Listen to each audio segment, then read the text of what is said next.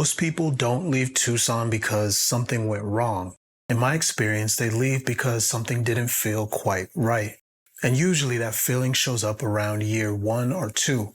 Not right away, not in the first few months. It shows up after the excitement wears off and daily life settles in. If you're relocating here with a family, this isn't meant to scare you. It's meant to give you clarity before you make a decision that's hard to reverse. I've noticed that the first 6 months after a move to Tucson often feels great. You're in a new house, there's more space, mountains outside the window, sometimes even at a lower price point than where you came from. Year 1 feels like an upgrade. Year 2 is when the alignment really gets tested. And my job isn't to convince anyone to move here. It's to help people avoid becoming someone who moves here and then quietly moves away. The first pattern I see pretty often has to do with pace and proximity. Families move from places with more density, like Chicago, Phoenix, California, into areas like Vail or Marana, or some of the further edges of Tucson.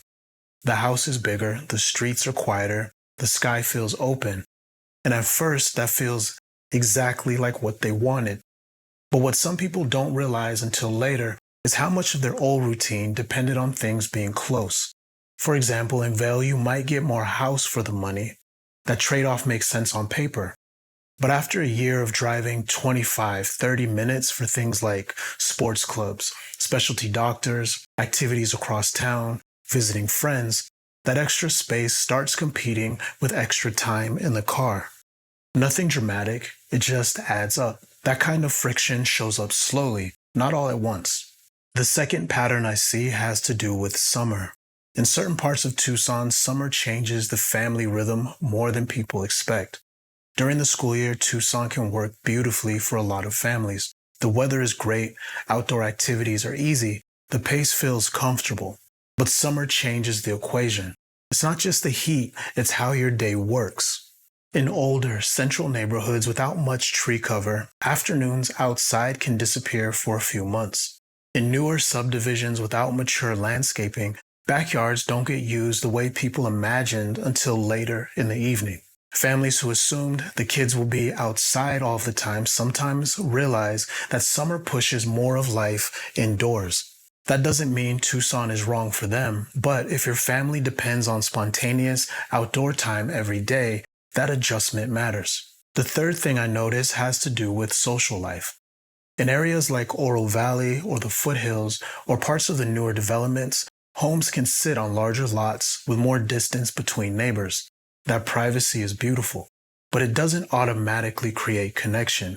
Families coming from tighter neighborhoods sometimes underestimate how much effort it will take to rebuild their social rhythm. Playdates take planning, sports leagues take driving. Friendships don't just happen because people live close. The first year, you're busy getting settled.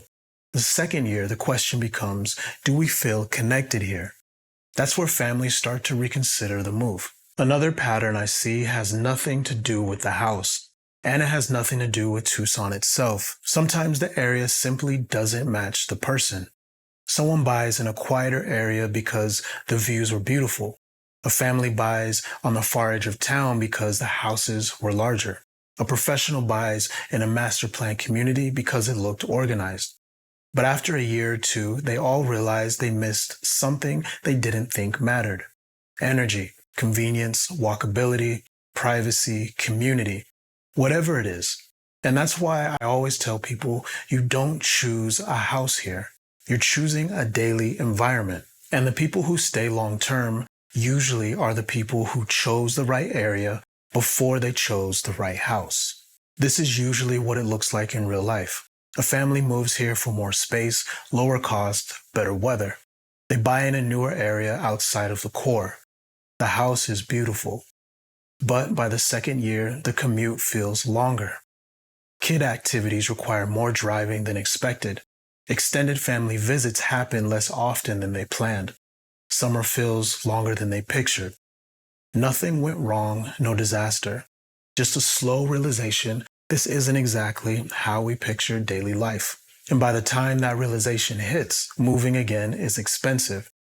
That's the part people don't think about when choosing the house. What I usually tell people is to stop evaluating the move through the house and start evaluating it through a random Tuesday.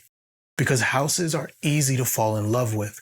Daily routines are what determine whether people stay. Instead of asking, is this house nice? Ask, on a random Tuesday in September, what does our day actually look like? How far is school? How long is the drive to activities? Where do we get groceries? Is the yard usable in the afternoon?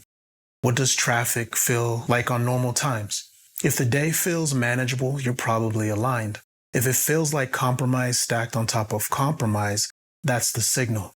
Because Tucson rewards alignment and it exposes assumptions. In my experience, the most expensive mistake families make isn't overpaying for the house. It's choosing a lifestyle that looked good on paper, but didn't actually fit their real routine.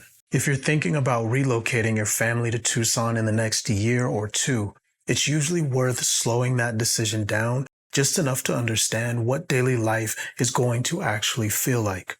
Not the house, not the listing, but the structure around it. Because most of the people who end up leaving didn't make a bad purchase. They made a misaligned one. And that usually comes from skipping that step. If you want to walk through that before you commit, I've outlined how to approach it below.